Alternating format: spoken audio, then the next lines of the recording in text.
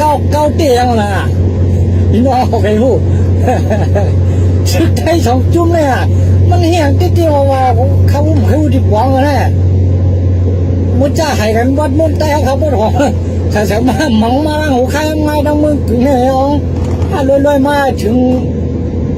ตั้งไหนโยมาเขาหิวหิวกันก็ไม่มามันเก้าเตี้ยมาครับสิสองตัวเนี่ยมีการมีงานต่อยโก้กันบอกแบกในเรียนที่หรอก็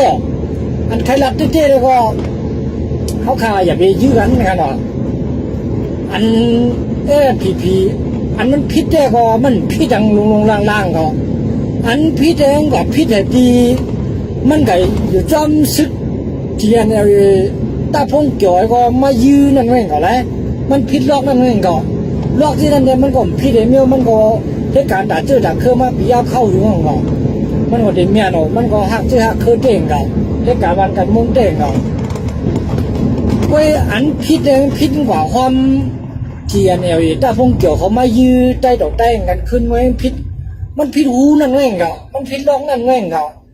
ตัวเหมือนพิษล็อกนั่นมันก็เจ้าลีอยู่กูเมียวค่ะเอาข่าวว่าเนาะ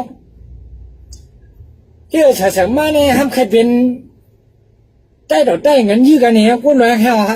ชิบเทียนตามแค่หายไปที่ไหนเนี่ยมาวนด้วยได้เหมือนเขาเป็นข้าวหลวนพิษกันเลยมันเก่าตีนะชิบฉกจุ่มแม่มันนี่ยี่ห้าก็มัววันเจ้าแล้วหูไข่ก็วัดเดียงก็ว่ายื้อกันจ้องนั่นแหละยื้อจ้องเนี่ยมือเลี้ยวมาไข่กันจ้องตั้งห่วงหูไข่เนี่ยนะจ้องโดยสันผ้าจ้องวันแป่งเวียนจ้องวันลอยปางโค้งปางคาเนี่ยนะมาให้จ้องวันลอยเวียงน้ำพุลอยเวียงเนี่ยจ้องหูไข่วัดตั้งเหนือเนี่ยใส่โคไล่กันสักคอไล่กันเนี่ยนะไอ้ดอกมันเก่าตีแล้วมันเหี้ยหิวก็มัวมันบอกเจ้าเฮ้ยกองปูกองปลามัวเราเขาคนเมืองเนี่ยมัวเดือดปันแห้งจุ่มเลยเหี้ยมัวมาแล้วสุกสักเตะเฮ้ยโดยมือก่อนนำไปซึกมันถึงมากันเนี่ยไปซึกใต้ไปซึกใต้งั้นไปซึกมีอยู่ในเมืองใต้เนี่ยงั้นมันเก่าตีอย่างนั้นมันหูเป็นหือเป็นหาเขาบอกมูมาฮัลโหลกำลังชวนมาก็ทำเก่านี่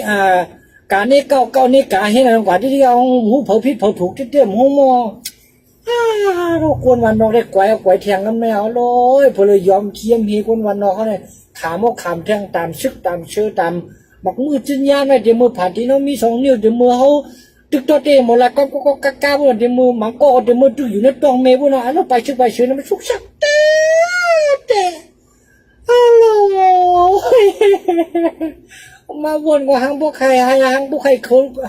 โคนน้ำตาห้ามพวกเนาะมันสุกสักเต้นะมอ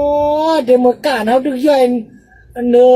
หัวหมาปอเอาเมียพวกนั้นฮะดอกถึงวันมื้อนั้นเนี่ยไปลีไปเปลี่ยนเนี่ยป้าเอาคนวันว่าไอ้ทุกขาดเกมมุก